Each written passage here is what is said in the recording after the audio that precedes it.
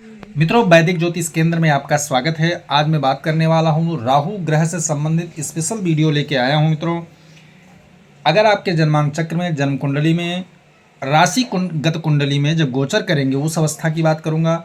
नवमांश कुंडली में जहाँ बलाबल देखा जाता है या चलित कुंडली में जहाँ एग्जिट स्थिति देखी जाती है उसकी बात करूँगा। अगर इन 3-4 कुंडलियों में आपके अगर राहु एकादशेश की स्थिति में जाता है, राहु 11वें भाव में अगर विराजमान है, तो उसका संपूर्ण फल विवरण आज मैं आपको देने जा रहा हूं।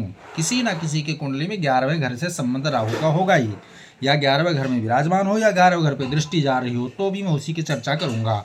या आप अपनी राशि से देखिए 11वें नंबर के राशि में कौन सा ग्रह बैठा हुआ है, या 11वें घर में अगर राहु गोचर कर रहा है तो उसकी स्थितियाँ क्या होंगी, उस पर डिटेल से मित्रों चर्चा कर रहा हूँ। चलिए वीडियो स्टार्ट करते हैं देर न करते हुए। यहाँ आप देखेंगे मेरा जो सब्जेक्ट है, विषय है, वो है कुंडली में राहु 11वां भाव, राहु फलादेश। जब कुंडली के 11वें भाव में राहु आता है या बैठेगा तो उसका क्या फल होगा, संपूर्ण चर्चा इस पे कर रहे हैं। सबसे पहले सामान्य चर्चा कर लेता हूँ कि राहु का वास्तविक स्वभाव या 11वें भाव को लेकर क्या होता है, क्या उसकी दृष्टियाँ रहती हैं, क्या उसका विचार होता है। तो यहाँ मान लीजिए कि धन का भाव, धन के इनकम का भाव है, तो धन से सफलता आपको देगा। ठीक है, सफलता वो हर क्षेत्र में आपको प्रदान करेगा जो 11वें भाव से उसका कहीं ना कहीं संबंध होगा। सामाजिक लाभ, सौहार्द, प्रेम आपको मिलने वाला है। आपका नेटवर्क बहुत स्ट्रांग कर देगा राहु। लाभ हमेशा आप प्राप्त करते जाएंगे और प्रदान करता रहेगा आपको। हाँ, कुछ ना कुछ चुनौतियां भी आपको राहु साथ साथ देगा।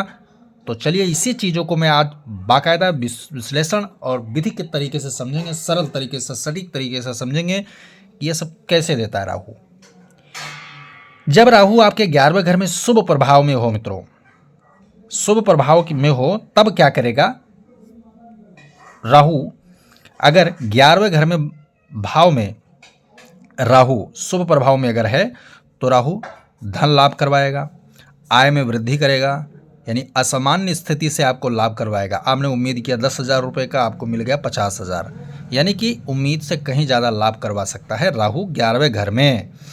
और अनिप्रेक्षित स्त्रोत्र को देता है, यानी आपने कभी सोचा नहीं, आकलन नहीं किया, उम्मीद नहीं किया, ऐसे स्रोतों से भी धन कई बार राहु आपको देता है। मैंने पिछले एक वीडियो बनाया था, उसमें राहु को लेकर कुछ राजयोग प्रकट किए थे, हमने बनाए थे। उसमें क्या है, 2 राजयोग, 2 गुण ऐसे थे जब राहु के द्वारा राजयोग बनता है कई बार, तो उसमें गड़ा हुआ धन मिलना या अचानक धन मिल जाना, 2 प्रकार की स्थितियां राहु पैदा करता है। तो वो इसी की बात कर रहा हूँ। 11वें घर में राहु अनपेक्षित है, यानी आपका कोई उम्मीद नहीं है, जहां से वहां से भी धन प्राप्ति के स्रोत आपको दिखाई देता है, राहु दिखाता है। राहु अगर शुभ प्रभाव में 11वें घर में है तब क्या करेगा राहु ग्रह, अक्सर 30 से 35 वर्ष के बाद ही भाग्योदय करवाता है मित्रों, ये चीज़ ध्यान रखना। जब आपकी उम्र जो है 30-35 के बाद होगी, तभी राहु का पूर्ण फल आपको भाग्योदय के रूप में दिखाई देगा, जो लाभ कराता जाएगा आपको। इससे पहले राहु का कार्यकाल स्टार्ट होता ही नहीं, मान लो राहु सक्रिय हो ही नहीं पाता। आर्थिक लाभ की बात मैं कर लेता हूं कि आर्थिक लाभ की तो जातक को ये सामाजिक द्वारा, यानी समाज के द्वारा व मित्रों के द्वारा भी लाभ दिलवाता है। सामाजिक स्तर पे काम करने पर लाभ मिलेगा और मित्रों के संपर्क में, मित्रों के साथ काम करने में भी ये लाभ दिलवाता है। कई बार यह विपरीत लिंगियों से भी लाभ दिलवा देता है। अब विपरीत लिंगियों का मैं पर्टिकुलर नाम नहीं, विपरीत लिंगी जो हमारे लिंग से विपरीत हो, चाहे वो स्त्री ही क्यों ना हो, चाहे वो स्त्री क्यों ना हो, चाहे वो उभयलिंगी हो, ठीक है ना, चाहे वो कोई जानवरों के द्वारा हो, समझ गए, तो उनके द्वारा भी वो जो है लाभ आपको प्रदान करवाता है राहु। विपरीत लिंगियों से भी लाभ आपको करवा देता है। राहु क्या करता है कि राहु व्यक्ति को थोड़ा सा क्या है, दिमाग एक्स्ट्रा खर्च करवाता है। जैसे कि हम 10 रुपये निवेश करवा रहे हैं तो व्यक्ति के दिमाग में ये चीज़ें आता है कि हम 10 को 40 या 50 कैसे बनाएं।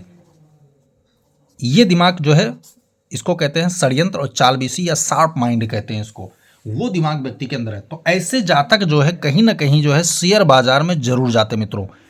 शेयर बाजार इनके लिए सबसे बड़ा मंच है। राहु अगर एकादशी से, राहु अगर धनेश है तो, या धन भाव में बैठा है तो, या इनकम भाव में बैठा है तो इनके लिए सबसे बड़ा व्यापारिक केंद्र जो जगह है, मंच है, प्लेटफार्म है, वो है शेयर बाजार। ऐसे जातक जरूर जुड़ते हैं 100%। बात कर लेते हैं अशुभ प्रभाव की। अभी तक मैंने शुभ प्रभावों की बात की, अब मैं अशुभ प्रभाव की चर्चा करूंगा कि राहु अगर 11वें घर में बैठा है लेकिन प्रभाव उसका अशुभता में जा रहा है, उसकी भी चर्चा करेंगे कि शुभ कैसे होता है, अशुभ कैसे होता है। तो अशुभ प्रभाव में अगर है तो राहु के कारण स्वास्थ्य की समस्याएं होंगी। कौन कौन सी?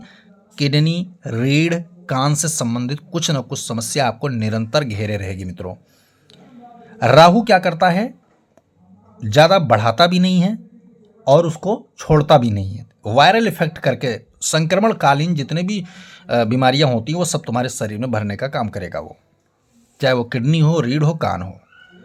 आर्थिक स्थिति की बात करें कि आर्थिक में अशुभता में क्या बल रहेगा इसका या क्या हानि कर सकता है। कई बार राहु के कारण घोर आर्थिक संकट का सामना आपको जीवन में दिखाई देगा या पैदा कर देता है राहु, जिससे निकल पाना बड़ा मुश्किल होता है अगर अशुभ की स्थिति में है तो 11वें घर में। संतान क्षेत्र, क्योंकि 11वें भाव में बैठे ग्रह की दृष्टि सीधे पंचम भाव पे जाएगी तो वहां का इफेक्ट भी पड़ता है व्यक्ति के ऊपर, या पंचमेश की दृष्टि भी उस पे जाएगी। पंचम भाव में बैठे ग्रहों की दृष्टि 11वें घर में जाएगी राहु के ऊपर। तो संतान संबंधी क्या हो गया? राहु के कारण संतान से जुड़ी भी समस्या, परेशानियां हो सकती हैं। वो क्या है? आपका संतान चंचल प्रवृत्ति का हो सकता है, दुष्ट प्रवृत्ति का हो सकता है, नीच कर्म करने वाला हो सकता है। तो ऐसी स्थितियां अशुभ प्रभाव में होने पर राहु के होती हैं। गुण की बात करें, विचार, गुण विचार क्या है? राहु के कारण व्यक्ति को अहंकार, चंचलता, गलतफहमी आदि के गुण प्राप्त होते हैं। वो कहीं ना कहीं ऐसी परेशानी देखा कि गलतफहमी के कारण अपना ही विनाश करवा लेंगे, आप अपना ही नुकसान करवा लेंगे। अच्छी अच्छी मित्रता चल रही, लेकिन अशुभ प्रभाव के कारण, राहु के कारण मित्रता में जो है विघ्न उत्पन्न हो जाता है, गलतफहमी का शिकार करवा देता है, पार्टनर से करवा देगा, यहाँ तक कि पारिवारिक सदस्यों से भी हो सकता है। भ्रम की जो चीज़ें हैं वो आपको दिखाएगा राहु। चकाचौंध में पागल कर देने वाला गुण राहु के अंदर ही पाया जाता है मित्रों। हानि की बात करूं कि हानि क्या करवा सकता है 11वें घर में अगर अशुभ प्रभाव में राहु बैठा है तो व्यकार के विवाद आपको देगा, अपमानित करवाएगा, कलेश करेगा, बड़े बुजुर्गों का अवमानना करवाएगा, अपमान करवाएगा। ठीक है, समय पर जैसे किसी की बीमारी हो गई या कोई बीमार होता है तो समय पर उसको इलाज की उपलब्धता राहु के कारण ही नहीं मिल पाती है। ऐसे लोग जो होते हैं वो टैक्स चुराने का काम करते हैं, टैक्स चोरी करने का काम करते हैं, बेईमान होते हैं ऐसे लोग, लालची प्रवृत्ति के होते हैं ऐसे लोग। उपाय क्या करें हम अगर ऐसी स्थितियां हैं तो? उपाय क्या कर सकते हैं? नॉर्मल उपाय की बात करूंगा, फिर मैं संपूर्ण उपाय की चर्चा भी करूंगा। अपने बिहेवियर को सुधार करके भाई बहन के सम्मान बनाए रखें, भाई बहन में सौहार्द बनाए रखें, छल कपट से बचना चाहिए ऐसे जातक को, और सरकारी सेवाओं का दुरुपयोग ना करें, सरकारी सेवाओं का दुरुपयोग ना करें। कई लोग होते हैं यार क्या है सरकारी, अपन मुझे क्या लेना देना, लेकिन ऐसा नहीं। अगर कोई ऐसा अवमानना हो रहा है, कोई दुरुपयोग चीज़ें हो रहा है तो उसको आप सुरक्षित करने का विचार करें। भगवान शिव की आराधना ही राहु से बचा सकती है, ये चीज़ ध्यान रखें। राहु विचार, राहु विचार क्या है?